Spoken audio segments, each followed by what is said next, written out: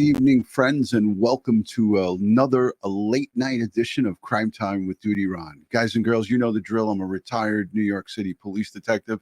And if you like all things true crime related from that police detective's perspective, you're in the right spot. Hit that subscribe button, hit the notification bell so you'll get all things DutyRon and Ed Wallace when he's available, when we go live or upload another video. Hey, this is a very, very complex case. Shanda Vander and her son Paul Ferguson successfully murdered her son, his brother, Timothy Ferguson, in July of 2022. And guess what, folks? Paul Ferguson is going to be sentenced in just under a month. His sentencing was supposed to have already happened or happen on the 29th, but they delayed it because they want to do a psychological and a full evaluation on his mind, on his mindset and where he's at. So we're going to get into it tonight. And I want to get your thoughts and opinions on what his sentence should be. Should he get the maximum? Now, we saw Shanda Vander get 50 to 100 years on first-degree child abuse conviction. 50 to 100 years. We're going to look at the judge and we're going to listen to his sentence, and then we're going to listen to a little bit of what Paul stated during his interview, because this is all going to come into play, folks. They're going to make this sentence. This judge is going to base this sentence on what his mental state was and what they feel his culpability is in this crime. So we're going to get into it. It is a sad, sad case. You know, the hot sauce, the ice baths, the chasing around, the making, the taunting Timothy with food, those hot pockets and pizza rolls. I could go on, but I don't want to do that. I want to just say thank you to you, the Patreon supporters, the channel members, and all the folks who positively engage here. The replay viewers, the moderators, and everyone who is here supporting Crime Time with DutyRon and Ed Wallace. We appreciate you guys tremendously. So I want to jump right into it because I don't have much time. It's late at night. I want to play the judge. Now, Judge Honorable Matthew Casel, and I'm probably saying his name wrong, but Judge Casel, K-A-C-E-L, he really did an unbelievable job of handling this courtroom, handling this case. But when he did during the sentence of Shanda Vander was nothing short of a class act. And I want you guys to take a peek at this and we'll watch it together. The reason I want you to watch this is because what he says here will carry over into Paul Ferguson's sentencing. Now, Paul's going to go before this judge, I believe. Correct me if I'm wrong. I don't think I'm wrong. He's going to go before this judge because they worked out a deal with him that he didn't get charged with murder in the first degree for his cooperation with the state, with the district attorney's office. And his testimony got him out of being charged with murder first degree, because if he didn't cooperate, he would have been charged with murder in the first degree. So let's take a peek at that, and I'll be right back. I want you guys to watch this. I was here to speak on Timothy's behalf. I appreciate you being here. It kind of struck me throughout the trial, you know, who was here for Timothy. And at one point in time, I worried that we may not have anyone to give a victim impact statement. And that to me made me very sad, quite frankly, horrified more than anything, but quite sad. And I'm happy that two individuals took time to be here from miles across the country. And out of a horrible situation, that makes me feel a little bit better. Not much, but a little bit better. You know, Mr. Johnson makes the same argument today that he made at the trial, that this was just negligence. This was her not understanding what was going on. She was really trying to do the punishment. She was trying to be a good parent, and she just didn't realize that Timothy was in such a horrible condition. And I found myself, especially during closing argument, quite frankly, finding myself almost believing that. And afterwards, after the trial, I sat in my car after leaving that day, trying to understand, why I could feel that way. And what I realized is that I wanted to feel that way because I didn't want to accept the reality of the situation here.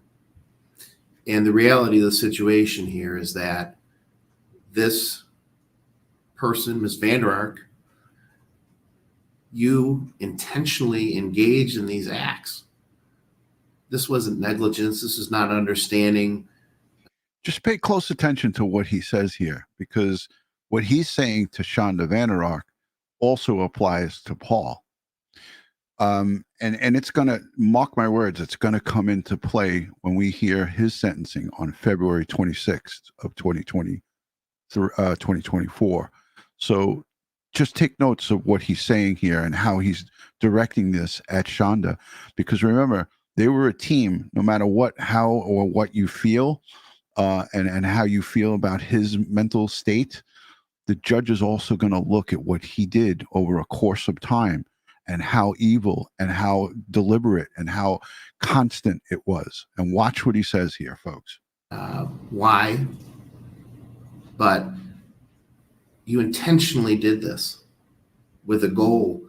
And I think Mr. Johnson's correct. I don't believe there was an intent to kill here, because you would have lost the very thing that you wanted to torture. Without him, you have no one to torture, except maybe the younger children. So I don't believe you intended to kill. I think you intended to continue on torturing him for as long as you possibly could. The why, I don't know. But all the information that I have in front of me, and I sat down, I really thought about this, and I looked over my notes from the trial, demonstrate that this wasn't negligence. This wasn't you not understanding what was going on. You look through, I read through every single text message of the exhibit, 2,000 plus pages, to try to understand what the heck was going through your mind. And what became entirely clear to me is that you knew exactly what you were doing. Immediately afterwards, when police arrived at the home, you immediately concoct this lie about he's been on a hunger strike. He was in the bed and I checked on him and I gave him some food and all this stuff. You got Paul involved in it. At one point in time, put baggy clothes on him. Put clothes on him to make sure, I guess, that he looks like he was actually wearing them, that he was hiding his poor condition, even though you already received text messages, weeks earlier of how bad he looked.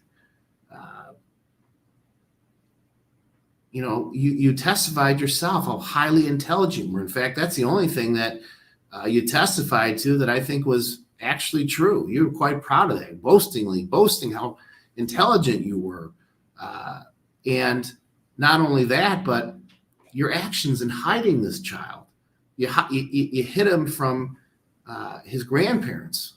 You made sure that your other son, G, or little man, as you call him, didn't see him. Those text messages talk about not wanting anyone to see him. I want to see him in that condition. You made sure that the garage was closed. When you sent him out, there was no pants on to clean out the garage.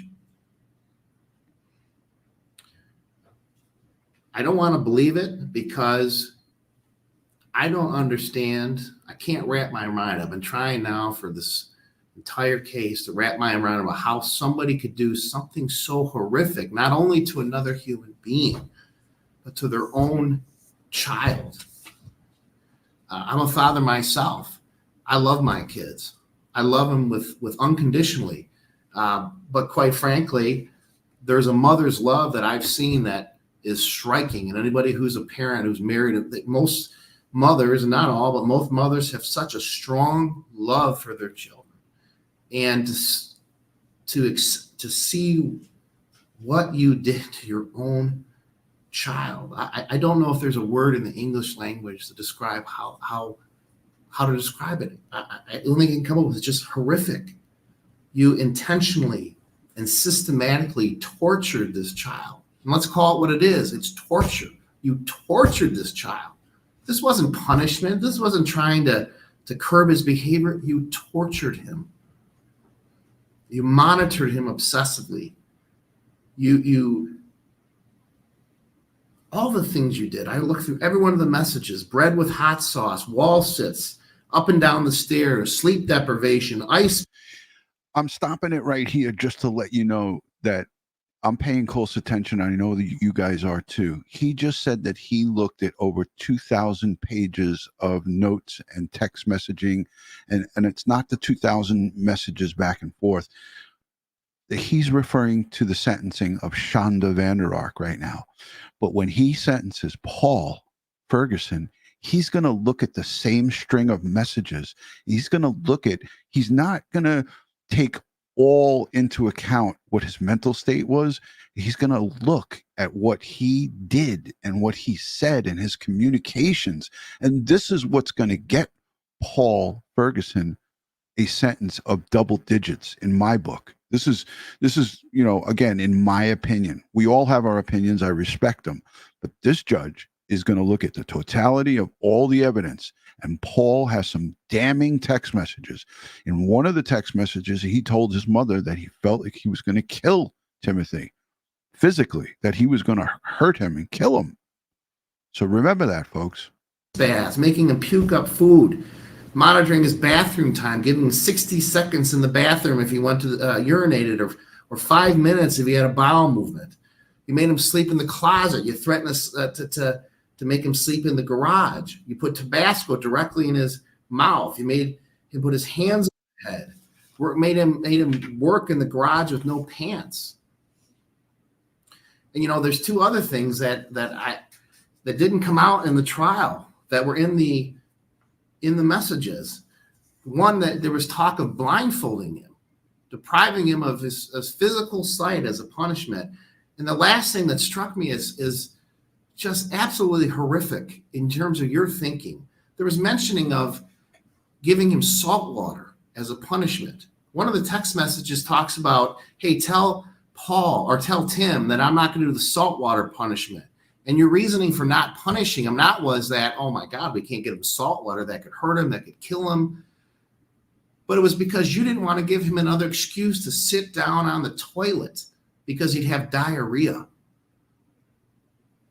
He'd have diarrhea, and so he would have an excuse to sit down for a few more minutes while he was diarrhea from salt water. That was your excuse. That was your justification, not that it would hurt him. And you did. Again, he's looking at all of the text messages, the communications back and forth between Paul and his mother. And again, this is what he's going to look at when he sentences Paul on the 26th of February. And so for what? Because of some punishment. You wanted to regulate his food, even though you yourself testified that he didn't really gain a lot of weight.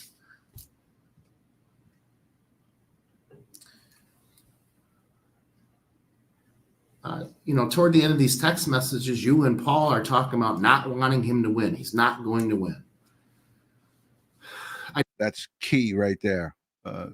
You and Paul talking about he's not going to win. This is going to come in strong when he sentences Paul. You're going to hear about this, folks.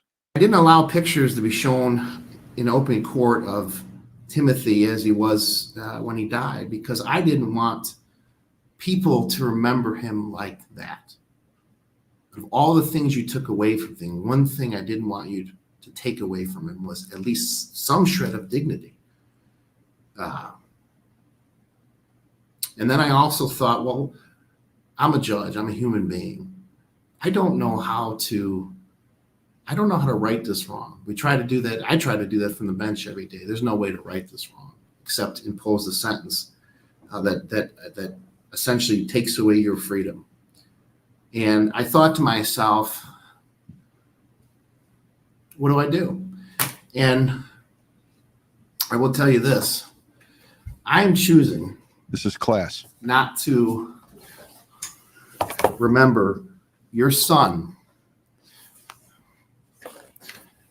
dead, looking like a Holocaust victim, and I'm choosing to remember like that. And you can't even look at him. That's how he was. A beautiful child with a lot of life in his eyes. That's who your son was. And you took that from him. I'm choosing to remember him as a happy individual with life, not as an individual. And that's the picture I want people to remember of your son. You took that from him. You took it from him. For what reason, I don't know. Mr. Johnson's right. There is something broken in you. I don't know what that is, but it doesn't negate what you did here. So besides remembering him like that, I'm not going to let you hide in the darkness anymore. People know what you are now. They know what you did. You're not able to hide in the darkness anymore. Timothy won. And he won because we know what you did to him now. It's not hidden anymore. We know who you are. That's the way that I'm going to honor him. You don't win because justice, thank God, in this case prevailed. I can't even imagine if you had been able to resuscitate him. He'd be still suffering. So if there's anything I'm grateful for, would be that he finally passed away so you couldn't continue to torture him like you did.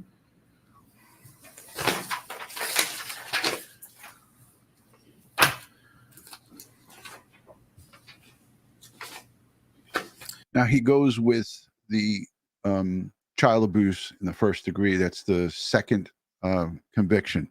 So he doesn't sentence her initially on the murder. He goes straight for the child abuse first degree. This is the same charge that Paul Ferguson pleaded guilty to.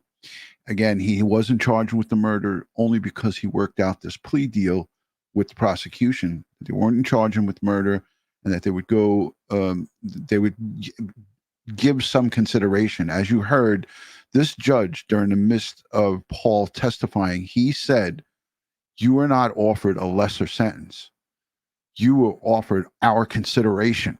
And those are strong words because he made it clear and on the record, the judge, that we're not going to be giving you a lesser sentence for your testimony. We're just going to consider it. So let's listen to what he says here. It's 50 to 100 years, and he goes against the guidelines. So let's take a listen. It's a sentence of the court. First, as to count 2, child abuse in the first degree. Court sentences you 50 years to 100 years in prison. Credit for 575 days. Court is exceeding guidelines in this case. The court finds that the amount of torture that I've indicated in terms of the long-term suffering that Mr. Ferguson, Timothy went through justifies on a reasonable grounds to depart from the guidelines. Used to be the standard was the guidelines. If the guidelines didn't take into consideration all the elements, I don't think they would take into consideration the amount of absolute systematic, consistent torture that you engaged in here. I think that's enough reasons to justify departing from the guidelines. There's a $68 state cost, $130 crime victim rights assessment. As to count 1. So I'm going to stop it there. Joining me from an undisclosed location, I'm not really sure where this guy is, but Ed Wallace is here hanging out with us. Ed, how's it going? Where are you? What is this? What are we seeing here? Is this a command center? This is my basement. Okay, excellent. So Ed, I know you were out and about. I was watching a movie with the missus, and I got down here late. You see this, and I'm putting this up here because in less than 30 days, Paul Ferguson will be sentenced before the same court by this same judge, and he's going to look at these strings of text messages and all of the evidence in this case. We're going to listen to a little bit of Paul's interview and interrogation. I got about 15 minutes of it, where the detective, we didn't cover this the last time, Ed, the detective asks him, how did Timothy get the severe bruising on his face? And Paul kind of sidesteps it and says, I don't know. And then he brings him back to reality and says, in your text messages, you told your mother that you were going to beat him again. So all of this is going to be reviewed and has probably already been reviewed by this judge. I want to get your thoughts. And I know that you're torn on this, just like a lot of us are, about Timothy, about Paul, his brother, Timothy's brother, Paul. What's your thoughts on sentencing? He could get, as we looked up in Michigan, life in prison. That's 100 years. That's, in a sense, life. So that's the max that he can get on this first-degree child abuse. He pled guilty to it. But Ed, what's your thoughts on it? Because we've received so many messages about this. Well, I mean, even the prosecuting attorney said that the delay was to have Paul evaluated, a more thorough evaluation of his condition and what has happened to him and what he's actually suffering from and so forth. And yes, he did bad things. No doubt about it. He did bad things. And he needs to be held accountable for it. I do believe that he is a victim of his mother as well. And I believe that should be taken into consideration here. But he has to do time. There's no ways about it. But I don't think he should be in general population. But while he's in doing time rather, he should be getting extensive therapy for the issues that he's gotten from the time he was born, practically under the control of his mother, and what she did to him. And because I think he's salvageable. Let's just put it that way. Look, I've met numerous perps in my years. All right. And they were going to be recidivists. Right. Okay. I don't see that if he gets the correct help that he needs. Realize, I think you could see it in the interview too, that when the light bulb pops on in his head, when he realized his mother wasn't the great person that, he was brainwashed into believing by her. Yeah. Okay. I feel like we don't have the full picture on Paul, Right. And none of us do. So it's probably unfair to make past judgment on him. But I will say this, that again, for me, I feel strongly when I look at this, that as a person who is 19 years old at the time of this murder, he was 19 years old and he was coming and going from that home on a regular basis. He had a regular job. I don't know if it was a 5-day-a-week job, full-time, part-time at Applebee's. And I know that, when he's outside of this residence, he has much time to think about what he's coming home to and what's currently going on. This is if his mental capability is that strong.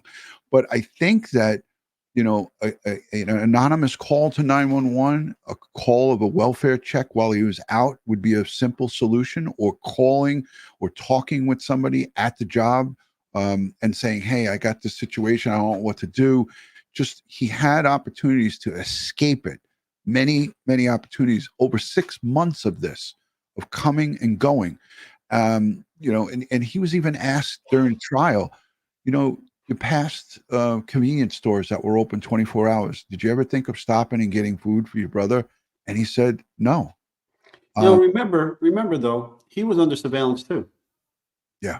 Okay. Yeah. The mom had the whole house wired. But not when he was out. Not when he was out. Oh, not when he was out. But then how does he get the food to his brother without her seeing it? But regardless, there are a lot of conflicting issues here. Okay. Right. And I think he was trapped in this situation. Now, many people say the same thing over and over again about, well, he could have called this, he could have called child services, he could have done this, he could have done that. And how many times have we seen similar comments made about domestic violence victims who stay in relationships? Absolutely. Ed, I'm 100% with you on that. But again, I think that, her aggression wasn't pointed at Paul from what we see and what we read in those text messages. She kind of just guided him lightly. There was never any, they read those text messages, and I don't think that they redacted any of them. If there was any aggression with her or threats made to her against Paul, if he didn't do what she was saying. As a matter of fact, when she suggested that he put that hot sauce on Timothy's penis, he outright said, no, that's going too far. I'm not going to do that. So if he was able to put his foot down in that particular situation, and people in the chat, and there's a lot of people who have information about Paul's past engagements with Timothy. There was alleged allegations of sexual assault and so forth. We didn't hear any of that in the courtroom. We didn't hear any of that in this case. And, there's people out there that will dig and try to dig up stuff, but they did not use this in the court of law here. So we didn't hear anything about it. I don't think the judge will take that into consideration because I don't know where that's coming from. I don't know how strongly vetted that information it is. But let's listen to this, because I'm only going to play this from 119 to about 129-ish. So about 10 minutes or so. But pay close attention to the video's shaky, and Interrogation Files is the channel that we're using here. I'm going to link him in the description, him or her. I'll put that in the description after this is over. But take a listen to this. It's kind of shaky, Ed. He already drank a full bottle of Dr. Pepper to the left. And he asks the detective at the end for food. He wants chips. He wants anything. He's telling him that he needs food, that he's not feeling good. But this detective really corners him and goes at him here. And I didn't play this the last time we were live. Did you see any of this, Ed? Yes. Okay. So I'm going to play about 10 minutes of this. So let's let it rip. Do you have anything else to add to it, Ed? No, let's play it. Okay. It's okay. She told you what to say. Because why? Did she tell you why? Does it look bad for you guys? It's not just that. We loved him. Can I ask you this, like, straight up? You keep saying love. Do you feel like this was love? That he's dead now because he couldn't eat food? Does that feel like love to you? No. He's dead because he couldn't eat. No. And I don't know anybody that thinks that's love. What I think's happening is your mom's convinced you that she's this perfect person, and she's asking you to do all these things that are literally killing your brother. I know she's not perfect. How is that love? How is love ice baths? How is love handcuffing? And how is love restricting movement? And how is love hot sauce in the mouth and only eating bread? What if you only got to eat bread? How would you feel? What if you only got to eat bread with hot sauce? Would you eat? You're pretty skinny already. It wouldn't take you long. This is my natural weight. I have an overactive metabolism. But it wouldn't take you long to be very much skin and bones if all you got to eat was bread and hot sauce, because how could you eat it? And how could you feel good about eating it? Was he throwing up stuff that he was eating?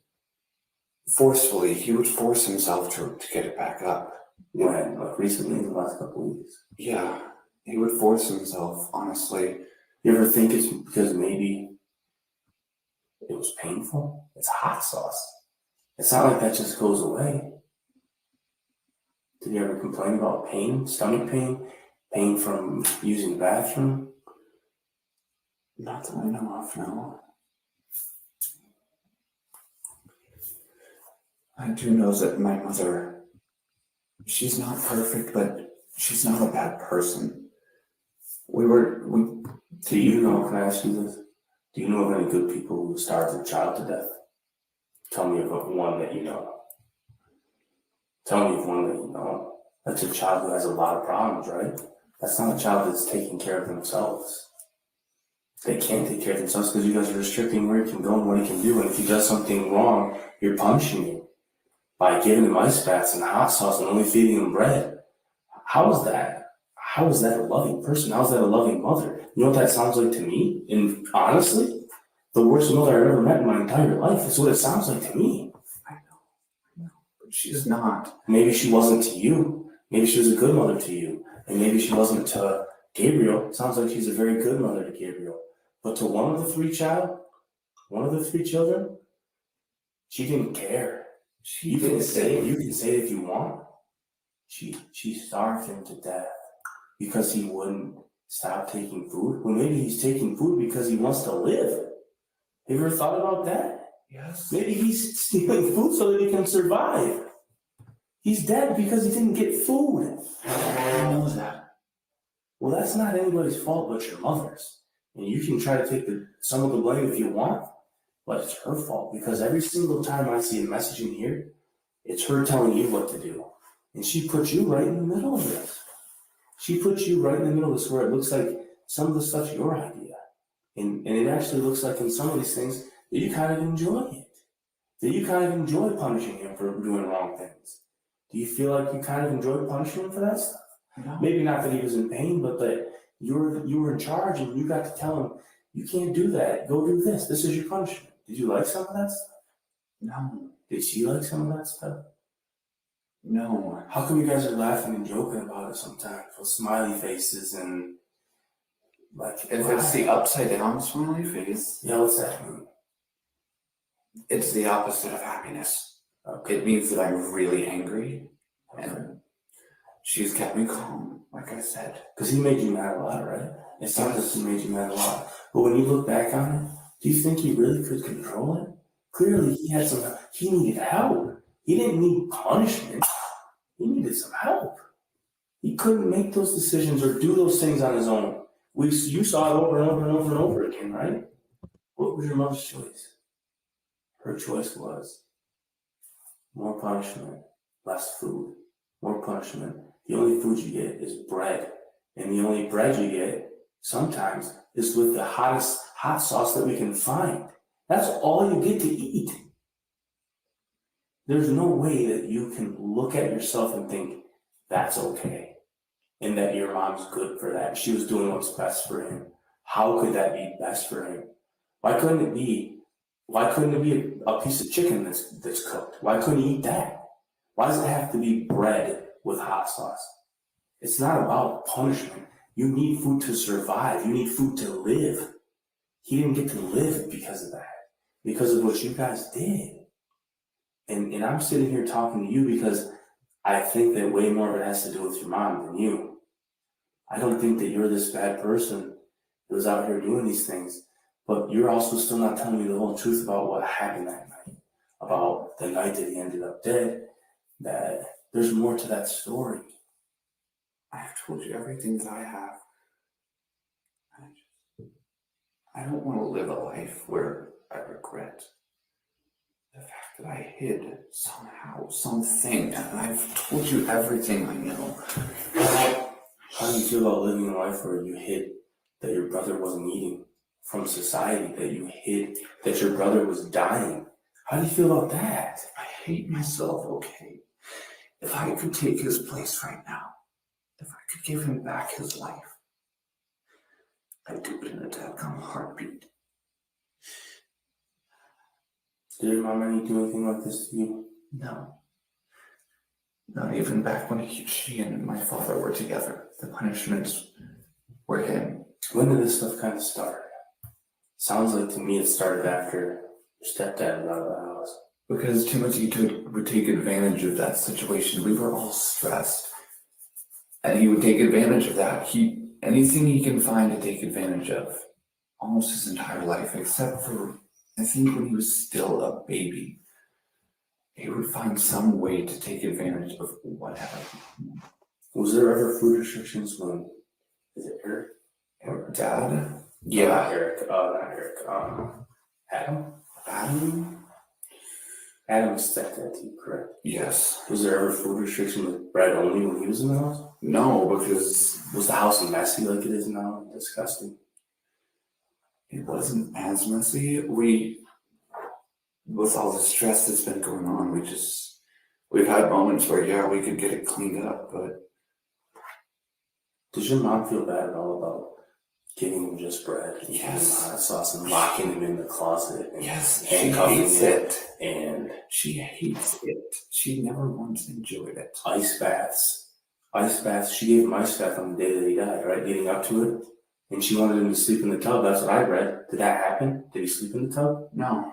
He didn't. No. He didn't die in that bathtub and you guys dragged him into that closet and waited for the morning to call the police? That's not what happened. No. It's not. Do you think she did that? Do you think that message is just a little bit suspicious? That she sends you at just about midnight that says, he's in the closet, I had to drag him in there. You don't think he was already dying or dead at that point? I was working. I didn't read that message until basically I'd gotten home. But do you think she sent that for a reason? Why would she send that? I don't know. Doesn't it seem like maybe he was already dead? That she put him in there so that he could wake up and have died in his sleep? Because she can't call the police when he's in an ice bath and he freezes and he dies. Not freezes per se, but he dies in the bath. And she dragged him in there. Did she talk to you all about that? Did she tell you the truth about what really happened? I don't know at this point. She did, right? I don't want you to lie to me anymore. No, I don't know if he died in there. I don't know where. I remember. I know that when I got up, he was gone. And when was the last time you saw him alive? The 5th. What time? Ballpark? I think because of my bike, Mama had to come pick me up and drop me off at work. So I was very late getting there, but I had let them know beforehand. Remember, he was found the morning of the 6th, dead.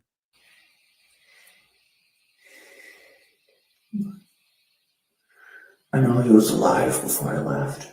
You know he was alive when you left for work. Yeah. And you don't really know exactly what he was, but I think she managed to get there a little bit after 6.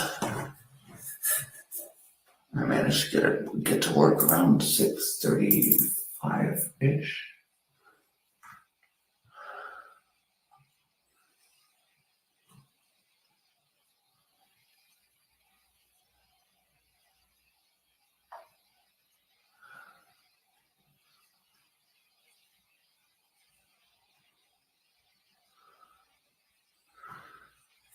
so she says to you at 11:49 p.m. on 7/5, says, please set your alarm for 6 a.m. I ended up dragging him back to a small room. That's talking about the closet. Yeah. Because I wasn't going to risk him having access to the tub or other things overnight. Wasn't he already in the tub? So what do you mean risk him having access to the tub overnight? He's still trying to be water. She says he's still trying to be stupid, but I will tell you more tomorrow while I take you to work, describing how many different ways I've proved that he's still faking. He's still doing it. The thing was that yesterday ridiculous. I had offered him a pizza roll because I wanted to truly test whether he was faking or not. And at first he didn't move. I'm like, okay, maybe this is. But then he moved and went to try and grab it. I'm like, okay, I don't even know. I don't know anymore. Well, he wasn't faking it, right? Because he died. He wasn't faking it unless your mom did something to him to kill him. You think she did that? No, of course not. Outside of not feeding him food and punishing him for months? That's what killed him, right? Or did she hold a pillow over his mouth and suffocate him? No, of course not. She wouldn't. Did she hold him by the throat and squeeze it until he died? No. So what killed him was not having food, not having access to food and malnutrition for months? How long did this go on for? I don't know.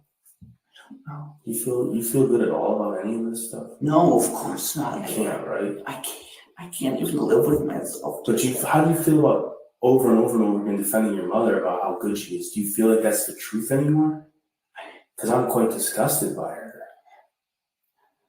I'm disgusted by her. She never wanted this. Then how smart is your mom? She's incredibly intelligent. Magna cum laude. Right.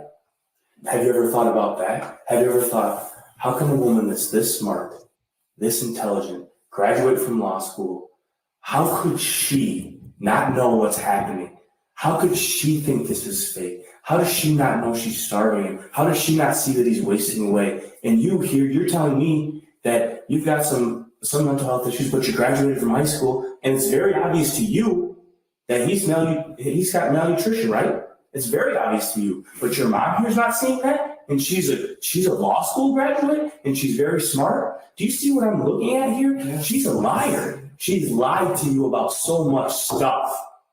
At some point, you need to stand up for yourself and realize she's the manipulator, she's the liar, she put you in this spot, she did this to your brother, using you. Do you not see that? That she used you to do this to your brother. Your mother used you. She's so smart. She's smarter than any of us here. She's smarter than me. She's smarter than any detective here. She's smarter than our chief of police here. She's smarter than all of us. And we're supposed to believe she didn't know what was happening? No, she didn't want him around anymore because he was too much of a problem. You know that's the truth. You can look back at it and see that, can't you?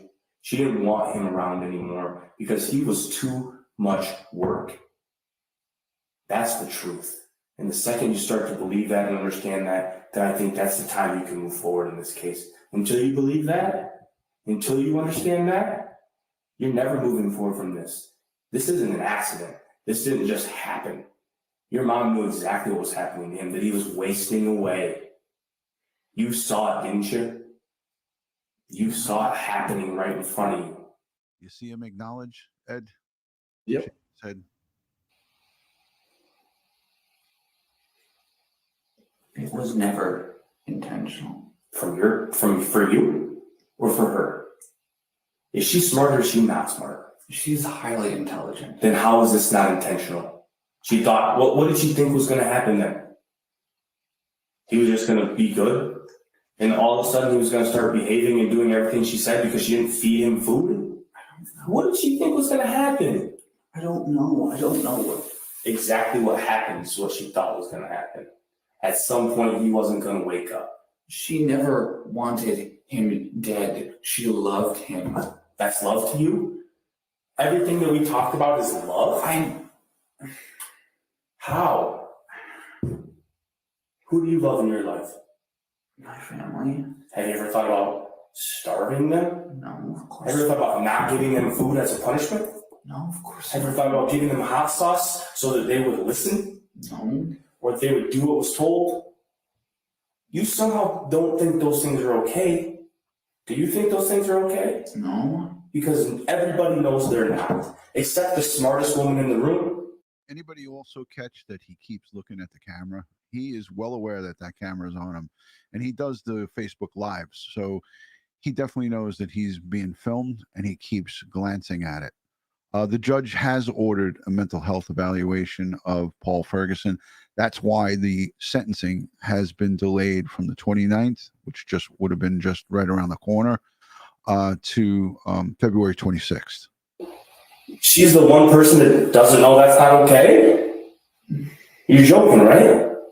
No. The smartest woman in the room is the one that doesn't know you can't do those things. No, it's all very intentional.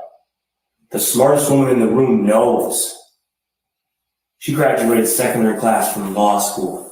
She graduated with honors from college and from law school. But she doesn't know that not giving your kid food is going to make him sick and die.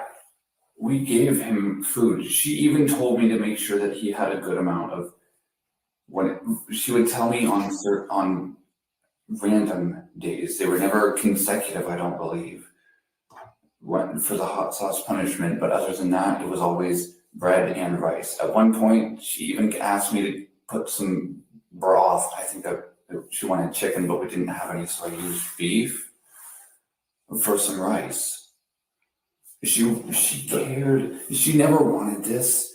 We didn't. But you sent her pictures of him looking dead, right? Looking almost dead.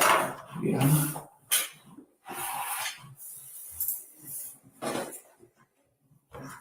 So now he's showing him the pictures that he actually took of his brother, and he was telling his mom that he looks like he's going to be dead. And now he turns the laptop. We're not going to be able to see them now for the rest of this. but he actually shows him everything that he has here. Random days. I think that she wanted chicken, but we didn't have any, so I used beef for some rice. She cared. She never wanted this. We didn't. But you sent her pictures of him looking dead, right? Looking almost dead. Yeah.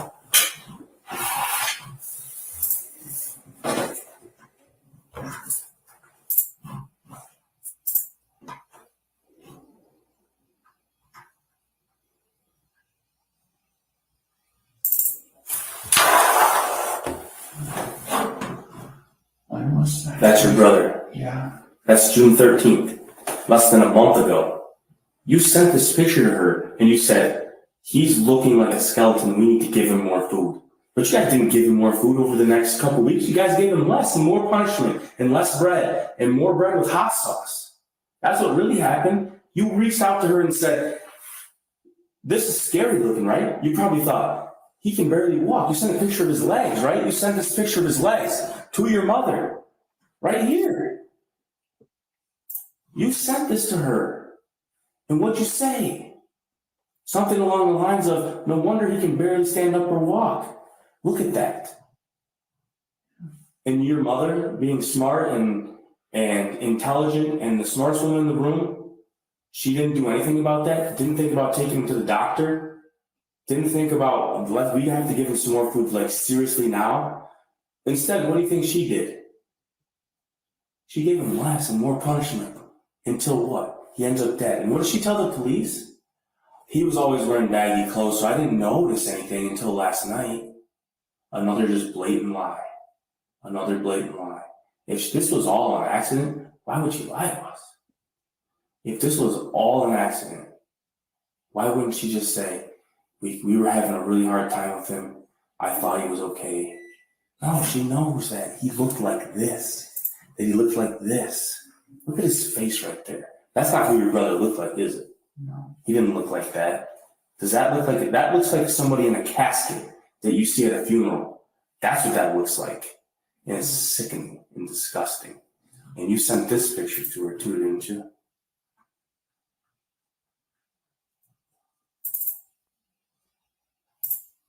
You sent that to her, didn't you? Yeah. You sent that to her on July 5th. Right before the day leading up to him being found dead. This is damning. Does he look like he's okay right there? No. Why'd you send that picture? I was concerned. Yeah, once again, you're not the smartest person in the room and you're concerned. Did she do anything about it? No, you know what she said? He's going to sleep in the bath all night tonight. He's sleeping in the bath all night tonight. The smartest woman in the room. He's getting the bathtub all night for punishment. Make sure the shower curtain's away so I can see him. And what happens later on that night? At some point between the time this picture is sent and the time you wake up in the morning, he dies. Because he's alive right here, right? Yeah. 100%. Yeah. He's alive. Did she tell you to snap him and see if he blinks? Or is that a different time? That was... Is that this time or a different time? You smack him in the face to see if he's faking it? I was trying to see what was going on, trying to see if he would even respond if what was going on with him.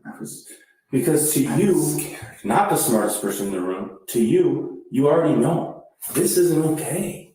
This is a dying person. This is your brother dying.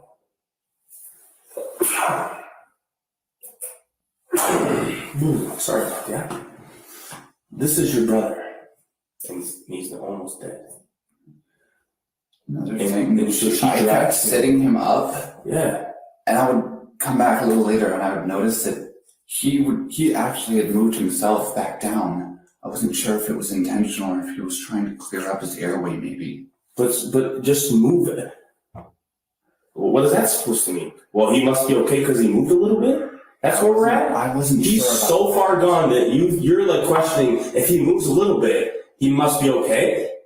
Come on. I wasn't No, sure. where did that stuff come from? Where did that come from? Didn't your mother send you messages that said, I saw him move? I saw him. Did she send that to you? Yes. And what does that mean to her? That it's fake? Is this fake to you? No. Is your brother lying on the floor dead? Is that fake to you? No. You know who it didn't matter to at all? You know who I didn't see shed a single tear the whole day I was there? Your mom. Did you see her cry a real tear? Yes. I saw a whole bunch of fake. You know what my job is to see? Fake. You know what I saw a whole bunch of? Fake. Because at the end of the day, your brother gone, that's a problem for her that's gone. She never was trying to solve this problem. She was never trying to make him into this perfect person because she's smart enough to know that isn't going to happen. He's never going to be you. He's never going to be Gabriel because he has too many problems. He's not going to be that. She's smart enough to know that. That's how we ended up here. The smartest woman in the room took advantage of you. And she asked you to do these things over and over and over again. And this is the woman you're sitting here saying she cares so much. Does she really though? She asked you to handcuff your brother, pour hot sauce in his mouth. She asked you to pour hot sauce on his penis. Your mother asked you to do those things because she cares so much. She puts you in that spot. And now you're right in the middle of an investigation in which your brother died. And this is criminal. This is a crime. Did your brother deserve to die? No. Should he be dead right now? No. Is he dead by the choices of others? Yeah. Who made those choices? Who made the choices for him to be dead right now? Did you make some of those choices? No. Who made those choices? Mama. Yeah. She did, didn't she? That's what's real. So for those of you who may be confused about this, Ed, we're back on. This detective in this interrogation was plating Paul to testify against his mom. Essentially, he was looking to get him to come clean and say, hey, this is what happened. And he successfully was able to do that. And some are wondering in the chat, why in this line of questioning, why is he being so mean? Why is he being so forceful to him? Because he was presenting him with everything that they had, all of the evidence. This is going to come into play when it comes sentencing time. The judge is going to look at this. The judge has already probably watched this interview 100 times, and it's going to come and it's going to play into his decision. But we got to hear some of the nitty gritty there, and we never actually, Ed and I have never played that in its entirety for you. I was only going to play 10 minutes, but I played it all. And now it just goes to the end where he asks for some food. Ed, I want to go with you for your thoughts. I saw you shaking your head quite a bit, and a lot of comments in the chat. Yeah, well, this case is disturbing on so many different levels. Throughout my career, it was always the children, the innocent children that lost their lives, that hurt me the most when I was investigating, and saw. We don't know what this child could have been capable for in the future, could have been capable of doing in the future, and had to have their life snuffed out for no reason whatsoever. And again, Timothy was innocent, didn't deserve any of this. And as I'm looking in the chat, it appears to me that there are a lot of people on either side of this. Okay, I think it's evenly split, to be quite honest with you. Just like I know how you feel and you know how I feel. I'm conflicted. I'm very conflicted about this kid, Paul. Okay, but I'm not conflicted to the point that he doesn't get no time. He's got to do time. Okay, he's got to do time and he's got to get help. Okay, but this is going to be a tough one. I really want to read that report. I really want to read his evaluation and see what he's actually diagnosed with. Okay, because he never got proper medical treatment. He didn't get proper dental treatment. He had poor hygiene. He was emaciated himself. I want to know what happened to this kid. How did he get to this point? Okay, he looks beaten to me. Okay, mentally and physically drained. Okay, he doesn't seem to have he doesn't seem to be much what I'm looking for. He doesn't seem to be mature enough for his age. Okay, so like I said, I'd like to see that report and understand a little bit more about how we got here.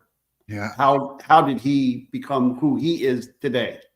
I think we're all in agreement on this. I really feel that we can agree to disagree, but at the same time, we have to see the whole package together. What he has been through from birth up until that age 19, when this was all occurred, and I also too am interested in seeing what the other children in that house have been through and what their situation. Absolutely, I think they're all suffering. Yeah, so it all comes into play, and I think that the judge is giving more time to get a full, clearer picture of what he was up against. But at the end of the day, all of this stuff, in my opinion, and folks, I'm not here to try to argue or fight with anybody or ruffle any feathers, but I have to say this: at the end of the day, all of this packaged up together still is no excuse for what happened to his brother, to what happened to Timothy. That is no excuse for this young boy to have been starved, tortured, now we know beaten, and all of the above. So he shouldn't have been there. He shouldn't have been there. All right. And there's someone who seems to be getting a pass. And I don't understand for the life of me why his biological father is scot-free. Yeah. He should be locked up. And there better be some pretty damning evidence of why he's not. Like, I want to know, and I have yet to hear a reporter ask that question. Like, where is Eric? Where's the biological father? We know that the stepfather had a stroke and left. And in this interview, Ed, I'm going to put us back full screen. But in this interview, Paul was asked when his stepfather was there, did these food restrictions happen? And he answered no. No, yeah. Yeah. So it seems like what you and I speculated on early on is that when her husband, her current husband, the stepfather, when he was there, her shenanigans she was not able to do what she was doing because he wouldn't have tolerated it. A reasonable person wouldn't tolerate this. So yeah, that initial lawyer she had, was that her second husband's father? The family, yes. Yeah, that was the. He only represented her at the station house there, and then she was appointed the public defender after that. Yeah. So obviously, the stepdad had control to a degree, so she couldn't be the evil person that she was after he left. Correct. Mm-hmm. Correct. So again, like I said, all of the other things that we're hearing about Paul's alleged sexual assault on Timothy or sexual abuse of Timothy, we didn't hear this in the court of law. We didn't hear law enforcement speak about it. And if it is on record and it is these are officially documented things, then one would think that the judge would have access to that and be able to see, because he needs to see the totality of everything that's surrounded and led up to this murder. So yeah, I look, this is the most this is the most controversial case because it involves so many different people. You're talking about the two grown children that traveled to give the victim impact statement. Those now are coming in. Those people are coming now into play. Those grown now adults. Well, the girl, his sister is 17. It's all coming into play, and I'm certain that the judge wants to hear. Like he said that they wrote him a long letter as well. Yeah. Victim impact. So I'm sure that he's going to take that all into account. And when Judge Matthew Casel gets on the bench in February and sentences Paul, we will cover that live, and I'll do the best that I can to bring that live, just like we did Shanda's sentencing. And if Ed's outside the country, I know he'll jump on some type of Wi-Fi somewhere. What's the date again? The 26th of February. 26th of February. Okay, I'll check the calendar. So hopefully, again, we'll be able to bring that to you live, and I know it's going to be broadcast live. But here's what we're talking about here. This is the face of innocence right there. And it's funny because as the camera panned to the monster as she sat in court, and you see outside the window the snow falling, the pure, innocent white snow, I believe that represented this young man right here. Yeah.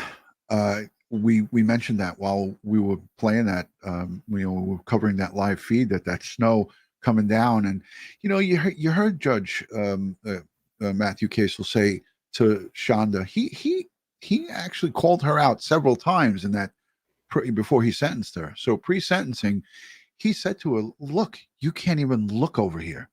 And he says it right here. He puts the iPad up. I'm going to play it again. Dead, looking like a Holocaust victim, and I'm choosing to remember like that. And you can't even look at him. That's how he was. And you can't even look at him. And now the cameras pan over. Because of the angle, I know on court TV, you actually got to see her face. Her face was pointed straight down. A beautiful child with a lot of life in his eyes. That's who your son was. Piece of garbage.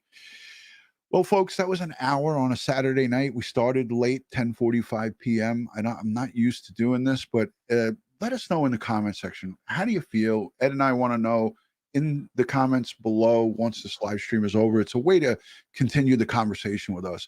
How do you feel about Paul Ferguson?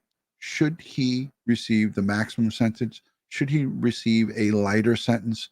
Should he receive no sentence?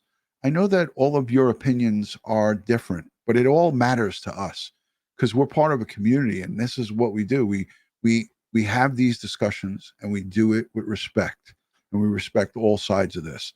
And that's the great part about this community is that you could come here and say, hey, I completely disagree with you. As long as you do it with respect, then it's fine. And again, Ed and I are not here to please you guys, to just tell you what you want to hear. We're going to give it to you from our perspective. And Ed, I know, with our show last night, there were some people that were critical of you.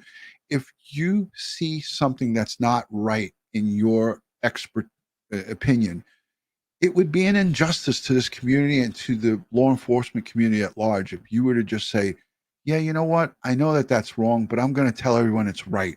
You're not that kind of person. And that's why I admire you so much, Ed. And that's why I love this channel. Hey, Ron, do you have that photo I sent you of what this wall behind me used to look like? I do, but I'm not prepared for it. But okay. Talk and I'll look. Yeah. Okay. So, folks, I remodeled this den downstairs. Okay. So it didn't look like this many years ago. Okay. I'm in this house 34 years, thereabouts. Actually, 32 years. Anyhow, my wife used to call this room here the Ed Wallace I Love Me room because I had all my certifications, all my diplomas, all my certificates, there you go. That's the wall behind me. That's what it used to look like many years ago. Okay. And I don't want to get too close so we dox you, Ed. So yeah. Don't do that. But that wall, if you look to the left, pull out. If you look to the left, there's a closet there. So on top of the closet, wrapping around the closet and coming around towards the entrance to this room. And then I started going, if you go to the right, I started coming down this next wall here. And that's when the wife put a stop to everything. Yeah. Margaret was like, that is enough. You are pompous. No, honestly, it was a reminder of all the hard work that I had done to get to a certain level in my career, and having people tell me I couldn't do what, you can't do that, or you can't do this. That's the worst thing you can ever tell me. When somebody tells me that, I'm going to go out of my way to prove you wrong. Okay. Yeah. And, there were times where, people would say, oh, you don't know that, or you don't know this, or you don't know what you're talking about. I said, really? Okay. Thank you very much. And this would remind me, I do know what I'm talking about. Okay. So anyhow, yeah, we got rid of the I love me wall. Actually, it was almost a room. It's awesome. It's awesome, Ed. And no matter how you slice it, it's awesome. Let's go to a couple of these super chats. And I'm so proud of myself that I was able to pull that up right away. I have it. Yeah, I kudos to you, man. You dug that right up. You must have had it there on the ready. I kind of knew where I had to look for it. I just needed about 30 seconds. Ben George sends a $10 super chat. This is while the show was, while we were not wrapping up here. He says, if they put him in jail for 10 years or however many years, he's just going to be more conditioned to torture. So he needs life or no jail and extreme mental health rehabilitation away from other psychopaths. Hey, listen, again, that's another option, but we don't get to choose what he gets. When the judge sentences him, he's just going to get whatever is available to him. So there's no control. And I'd have to say this, prison isn't the best place to get mental health counseling. You can get it and you can get mental health treatment, but it's not in the best environment to flourish in. You're in a very, very difficult position. There's a lot of things going on around you, and no matter how you slice it, it's not like you're staying at a 5-star hotel. It's a really difficult place to be. Carol Grayson, thank you for becoming a YouTube member or renewing. Bo Chick, thank you for being a member, signing up. We appreciate you. Amber and Cambro sends in a $5 and says, don't forget to hit the thumbs up, friends. We love you, DutyRon and Ed. Thank you. We love you right back. Here's Jeff. Thank you. Jeff's throwing his wallet at us every night. Appreciate it. Thank you, Jeff. And Jeff, they're all boxed up in my garage on a shelf. There you go. All right. I wanted to get to all those super chats. Listen, this has been coverage on the shocking case of Shanda Vander and Paul Ferguson, what his sentence is going to be. And we, I think, really had an open forum here with you all. And I want to thank you. And I want to thank you for being here and, letting us know what your thoughts are as it pertains to Paul Ferguson and what his sentence should be, because, none of us have the right answers. None of us have the right answers. And the only person that's going to make a decision is the judge in this case. And the judge is well-versed in all of the specifics on this. And he's going to take everything and put it together and come up with his decision. I predicted that it's going to be double digits, 20, 25 years. And he has the option to give him life and anything in between. So we will see what happens. We'll cover it live. I appreciate you guys coming and hanging out with us. Ed, thank you for taking out the time on a Saturday night. Again, this is 2 Saturdays in a row. Where are you going to be traveling this week? You're off. You're out and about. I'm down to the great state of Texas. It's going to be in Texas. So for those of us, those of you who are part of the community, send me a message on any social media, what part of Texas you are in, and I'll let you know if you can, how close or how far you are from Ed. I can't really give it up because Ed's doing Army training. You know how that goes, right? Richella and Pete Pranzo. Wow, they're up late tonight. There they are. So, because when Richella is here, Pete's right there. So thank you guys for supporting and being here. Ed, what did we hit today? 229,000 subscribers? 229. Wow, we're rocking and rolling. Thank you all who subscribe and all who continue to stay here subscribed. And thank you. It's free. It's free to subscribe and it's free to hit the thumbs up. So guys, if you're not yet subscribed, please consider subscribing. Follow us on all social media. One word, DutyRon. You can get a hold of us on all of the platforms. Send myself a message. We'll be happy to answer it. Ed, I know you got something to say. Yeah, folks, thanks for dropping in. Thanks for being a part of this great community. Please be respectful to each other in the chats and in the comments section after we post on YouTube. Agree to disagree respectfully. No one has all the answers. No one knows it all. If you find somebody that's a know-it-all, you know what I label those kind of people? SAF. Know-it-alls are SAF. What does that stand for? Stay away from. Because the SAFs are the ones who get you killed, okay? The know-it-alls are the ones who get you killed. And nobody knows it all. It's physically impossible. And that's why I have to keep going for training every year, constantly training, updating my knowledge base, updating, and then I have all these certifications, requires continuing education and requires proficiency testing, all right? So I have to pass these tests every year in order to maintain the certification. So again, nobody knows it all. Not me, not Ron, not the judge. And anybody that proclaims to know it all, that's where you get trouble. Yeah.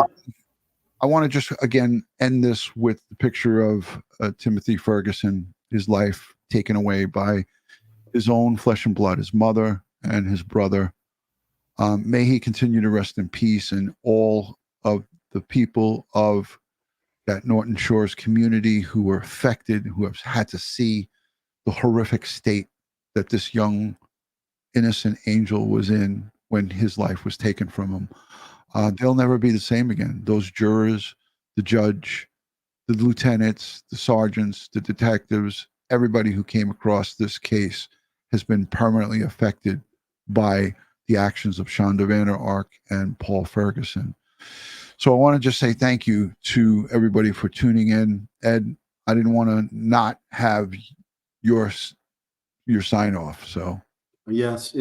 Again, thanks again for sharing your time with us. Please spread the word about us. Let's pray for everybody involved in this case, the family, and even the law enforcement officers. I'm sure to some degree or another, they're possibly suffering a little PTSD from this case. And there's no shame in seeking help there. Please stay safe. Please be prepared and watch your six. Amen to that, Ed. Good night, everybody from New York. And I'm going to end it with this picture here. So we won't have our regular outro. We're going to end it on Timothy Ferguson. May he continue to rest in peace. Thank you all.